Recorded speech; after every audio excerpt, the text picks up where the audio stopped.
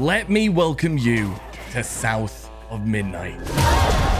Ahoy folks, Craigo here from Pure Xbox, and what you're about to see is an early build of Compulsion Games' upcoming action-adventure title, South of Midnight. In this video, I'll go through Ben Carey's preview impressions, which are featured on PureXbox.com. I'll leave a link to it in the description below, and then I'll round off the video with a few thoughts of my own. Sound good? All right, let's get into it.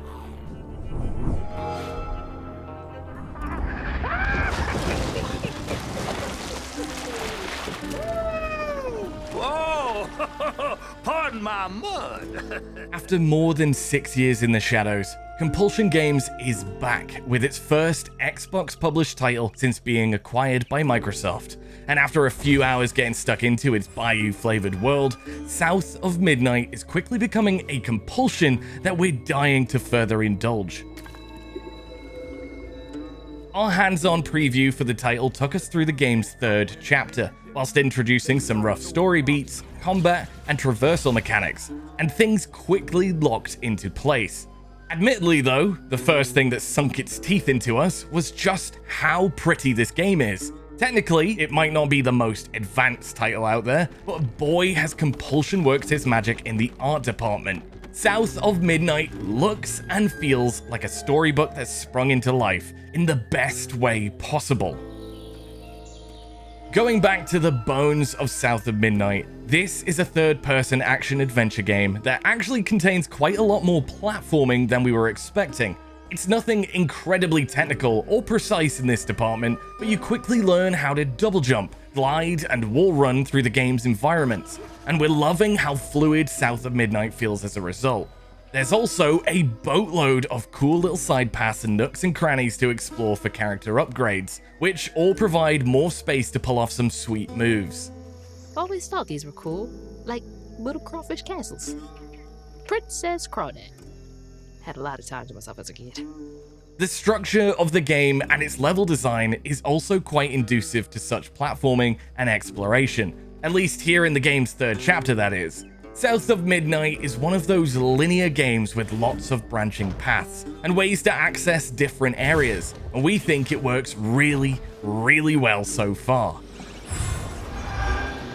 South of Midnight's world is so enticing that we're glad it's not corridor level linear, so that we can appropriately explore, but it's also refreshing to play what feels like a nice and tight action-adventure game that successfully hones in on its best elements.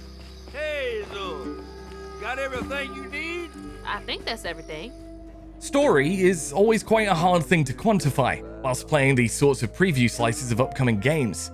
But it's safe to say that South of Midnight has us hooked so far. This one feels like a very personal journey for our protagonist Hazel, and the game is oozing personality already after just one chapter of playtime. You'll let him go now, won't you?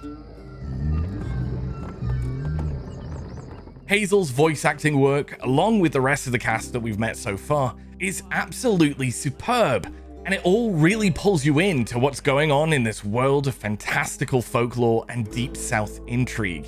Oh yeah, and there's also this big talking fish that of course we're absolutely best mates with already.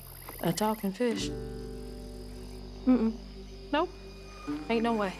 So when it comes to combat, South of Midnight locks off its fighting areas as entirely separate entities to platforming and general exploration.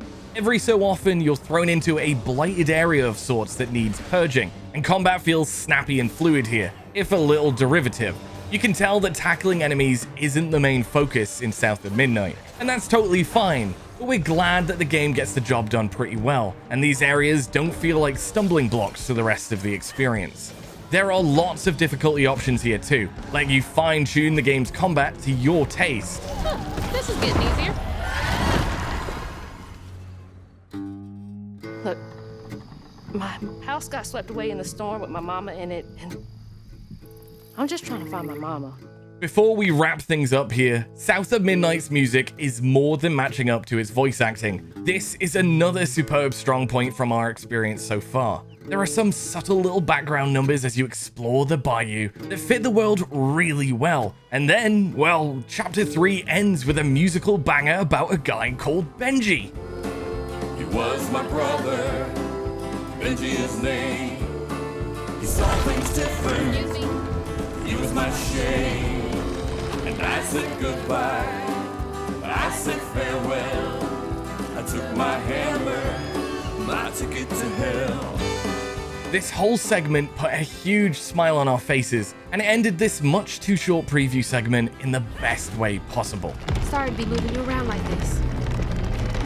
Even in this short preview build, South of Midnight has hugely impressed us already. We knew Compulsion was capable of cooking up something good, but we did not expect to be this enamored with their latest title, after just one chapter of playtime. Sure, combat isn't the game's strong suit, and we have experienced a few technical hurdles in this preview, but everything else has blown our expectations out of the swampy water. It goes without saying, this is only a chunk of the experience, and we'll have to wait and see how the rest of it plays out, but we're desperate to go hands-on with the full game. I suppose the wait for April 8th is gonna be a long old slog. Ah. Hey, get out of here, you damn boo hag! Boo what? So that wraps up Ben Kerry's South of Midnight impressions. From here on, I'll be sharing my own thoughts on the game. Let me start by saying that my excitement for South of Midnight has been sky high ever since its announcement trailer dropped back in June 2023. A near 20-month wait built up an almost insurmountable level of expectation, unfairly so I'd say. But if there's one thing that Compulsion Games knows how to do, and it's nailing a vibe. And the proof in the pudding is We Happy Few's pilled up Downer England, so there's proof to that. Booting up South of Midnight on my Xbox Series X, playing one chapter, getting lost in its gorgeous world, falling in love with its characters, to then scale that colossal tree of expectation and meet me at its peak? Woo-hoo-hoo-wee! Xbox Game Studios might have something truly special here. Is this entertainment for you? Well, fish ain't got no TV. The things I saw? I get why Mama had to wash her day off when she got home. Oh, and shout out to Adrienne Ray's voice work as Hazel. I can already tell I'm in for an emotional ride with this performance. But speaking of performance, you might have noticed during the video that there was some screen tearing, and that's largely due to my lack of a VRR compatible monitor. Ben, on the other hand, had one throughout his playtime and didn't really raise it with me. Honestly, that was my only gripe. I genuinely liked the combat as well. But hey, this is a preview build, and there are still a couple of months left to iron out those optimization kinks. One neat feature worth mentioning is South of Midnight includes an optional toggle for its signature stop-motion look. If Hazel's intentionally slow frame rate isn't your thing, then you can turn it off, which is handy to know. I did try switching it, but nothing happened on this occasion. It's probably just a case of it not being accessible in this preview build.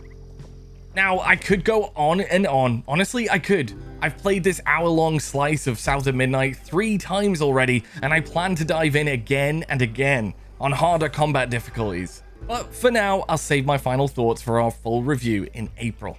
As always, thanks for watching. I'd love to hear what you think in the comments below, and all that's left to say is bye-bye for now. Cheerio!